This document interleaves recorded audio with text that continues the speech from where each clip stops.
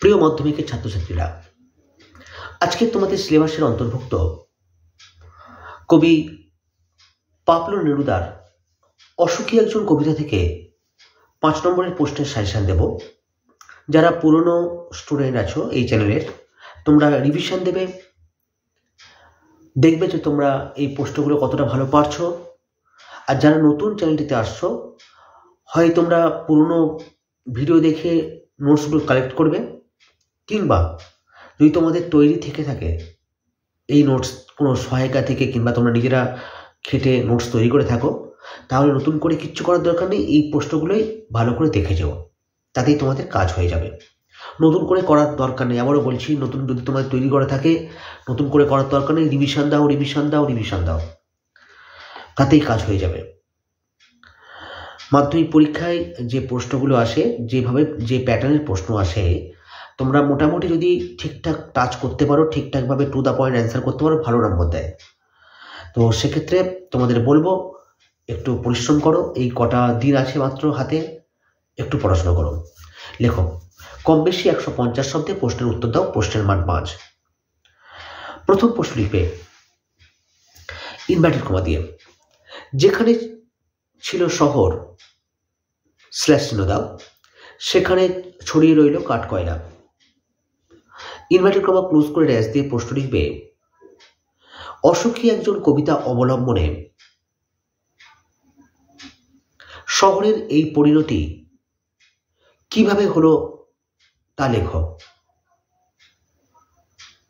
পরে প্রশ্ন লিখবে তারপর যুদ্ধ এলো, ইনভার্টেড কমা দিয়ে লিখবে তারপর যুদ্ধ এলো। ইনভার্টেড কমা ক্লোজ করে ড্যাশ লিখবে কোন ঘটনার পর যুদ্ধ এলো, জিজ্ঞাসা চিহ্ন দাও, যুদ্ধের ফলশ্রুতি কি হয়েছিল, জিজ্ঞাসা চিহ্ন দাও। পরে প্রশ্ন লিখবে, লেখো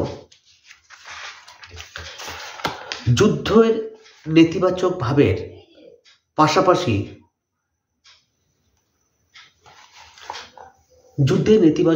পাশাপাশি যে মানবিক আবেদন অসুখী একজন কবিতায় প্রতিফলিত হয়েছে তা আলোচনা করো।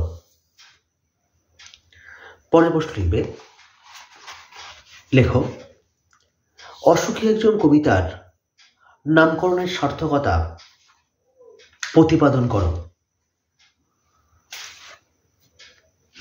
শেষ প্রশ্ন লিখবে এখান থেকে ইনভার্টেড কমা দিয়ে, আর সেই মেয়েটি আমার অপেক্ষায়।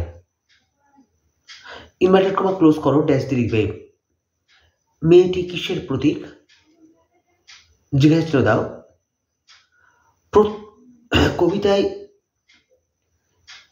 মেয়েটি আমার অপেক্ষায় এ কথা বলার মধ্য দিয়ে কবি কি বোঝাতে চেয়েছেন। এই প্রশ্ন করে তোমরা অসুখী একজন থেকে করো, আশা করি তোমরা কমন পেয়ে যাবে মাধ্যমিক পরীক্ষায়। তোমাদের পাশে আমি আছি, ভালো করে পড়াশোনা করো, ভালো থেকো। আজকে এই পর্যন্ত, টাটা, বাই বাই।